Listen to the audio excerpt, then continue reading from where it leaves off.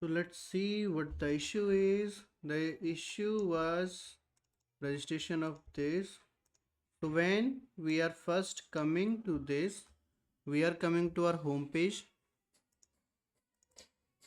and on home page we have the short URL generator form with render mode interactive auto. That means first it will run using signal R. It will come here, and when it is running in signal R, we don't have registration for this. So signal R registrations for signal R, all those should go to Blazing URLs only, the first main project. So that means we need to register that service here as well.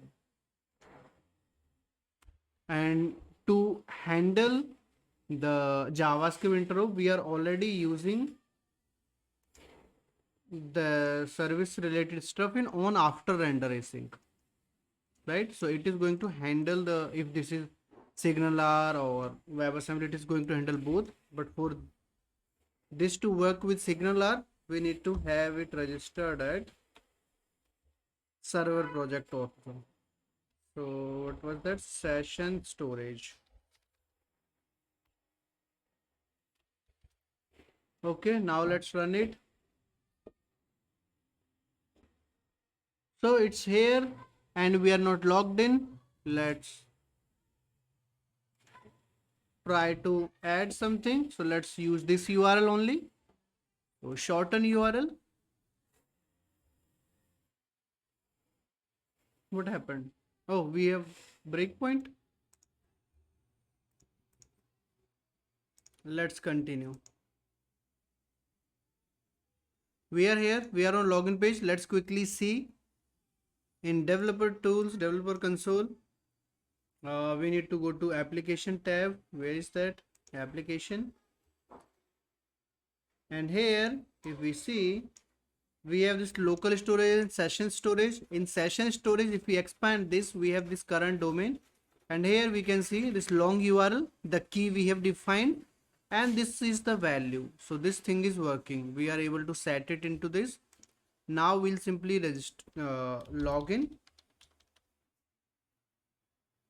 Let's log in. Now we are here. And looks like nothing happened. But something should have happened. Let's try it out one more time. I am logged out. And let's try to put a breakpoint in after login action. So let's add one breakpoint here. All right. Let's try.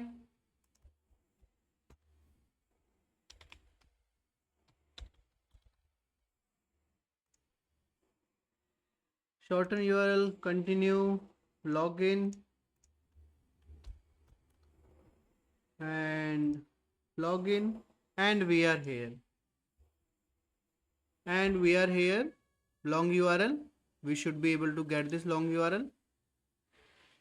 And we got this long URL. All right. We are processing it. Now from after render async, if we are modifying some state, it does not automatically re-render.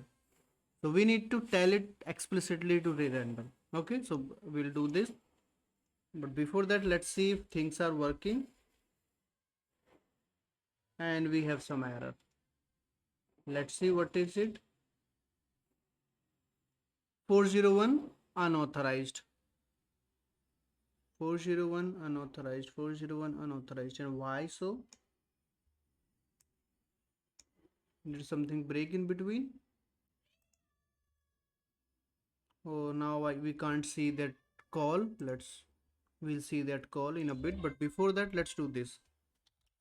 Here we'll say state has changed. Explicitly we are going to tell that something has changed. In this case, this is processing flag has changed. So you need to re-render this. When it will come here, it will check is processing is true. So it is going to display this loader. And same thing we'll do at the very end. After doing this is processing to false. All right, let's try it out.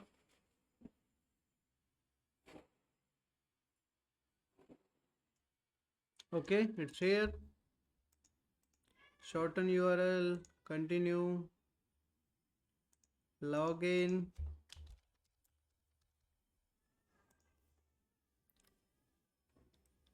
We are here. Let's remove this breakpoint, continue.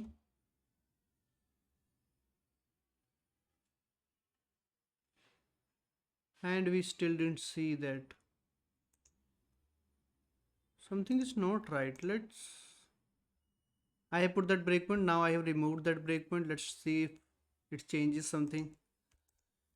So I have seen this behavior sometimes where breakpoint just breaks the things on the UI in the Blazor. https abcd.com, shorten URL. Now again breakpoint, remove breakpoint, continue. We are on login. Let's check it one more time. Login, and we can see this loader. So loader came, but this error still is there, and 401 only. Something is not right. We need to check what is it. So for that we need to check the request. We'll see that. So at least that loader is working, and this time it worked. So just there was one call, this link API/links post request, and we got the actual thing, everything came back. Okay, if we log out, we are still here in network.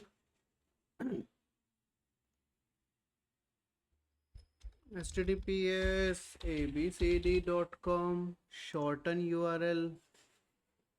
In application tab we can see this value, and if we check cookies, we have this anti-forgery cookie only. Now if we do this, login, 123, login, we have ASP.NET Core identity cookie. So this is how the default identity authentication in Blazor SSR works. It simply uses cookie authentication. So it has the identity cookie. It should have everything. Now if we go to network, if we go to links, is it not providing or sending cookies?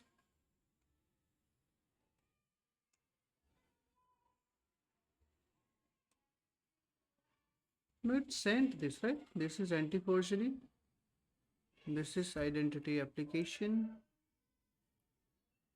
Everything looks fine. There is something which is not right.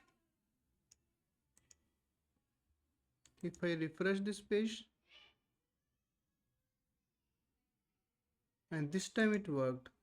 Again, the same network request. If we check the anti-forgery, let me quickly debug this. I'll see what the issue is. Alright, so I found the issue. The issue is actually with enhanced navigation or enhanced form submission, we could say. So what is happening right now, after logging in on this edit form, we have this enhance flag true. So that means this login form, this is not completely posting the page. This is not complete refresh. This is actually a fetch request. Okay, that AJAX request. So what is happening when we are logging in, it is adding password sign in async. It is actually setting the login cookie and all that stuff with the HTTP context, but because this was fetch request, it is not working as expected. So we have one approach. We can remove this enhance for now. So we'll do this thing for now unless I figure out some way to work with it, that how can we get everything working with enhance. Okay, so if I found that out within this project, then I'll simply maybe add it in this. And if I don't figure it out within this project when I'm building this project, so what I'll do, I'll simply create a separate video for that.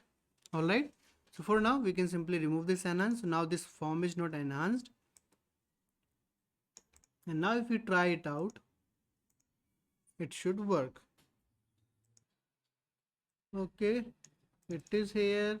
Let's try this URL only. So I'm adding it, shorten. We are on login page. So let's log in. And this is posting, and we have breakpoint. Let's remove breakpoint, continue. We are on this page, there is no error. We got loader and then nothing happened, but it should have worked. Let's try it out with adding a breakpoint in the after login this component. So let's add this breakpoint here. Let's try that thing again. Shorten. We are on login page. Login. And it got hit, breakpoint got hit, and here we can see the long URL. All right, after that we are setting is processing to true, then state has changed. Now with this we should see this loader. We are checking authentication state, we are getting user ID which we got, then we are creating this DTO, and after that this link. Now this was API call. Now if we check, we should have the short URL here. So ID 10 is active true. This is the long URL. This is the short URL. All right. After that, we are setting it false. And at the very end, we are removing that long URL key from our session storage. Continue. So that means this functionality is working now. All right. Now next thing is when we have this working, we should show this generated link somewhere on the UI. Okay, so for this what we are going to do, we are going to simply display a modal pop-up in where we are going to display the shortened link. All right, so because we are using bootstrap, we are going to use bootstrap's modal only.